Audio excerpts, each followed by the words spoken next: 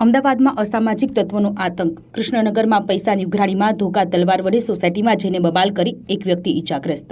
કૃષ્ણનગરની પ્રેમનગર સોસાયટીના ગેટ પાસે રાજા કેવલાણી નામનો વ્યક્તિ પૈસાની ઉઘરાણી બાબતમાં ગાળો બોલતો હતો, જેને સોસાયટીના બંટી અને બંસીભાઈએ ગાળો નહીં બોલવા કહ્યું હતું। જે બાદ રાજા કેવલાણી નામનો શખ્સ ગુસ્સે થયો હતો અને તેના સાગીરતોને ફોન કરીને બોલાવ્યા હતા। આ પછી 4 થી 5 લોકો તલવાર અને દંડા સાથે આવ્યા હતા અને મારામારી કરી આતંક મચાવ્યો હતો। આ ઘટનામાં એક વ્યક્તિને ઈજા પહોંચી છે। ઘટનાની જાણ થતાં પોલીસનો કાફલો ઘટના સ્થળ પર દોડી ગયો હતો। સોસાયટીના સીસીટીવીમાં આખી ઘટના કેદ થઈ, જેમાં આ અસામાજિક તત્વો તલવાર અને ધોકા લઈને આવતા જતા જોવા મળે છે। અમદાવાદમાં દિવસે ને દિવસે અસામાજિક તત્વો બેફામ આતંક મચાવી રહ્યા છે। વિનોદ પરમાર, સત્ય ડે ન્યૂઝ, અમદાવાદ।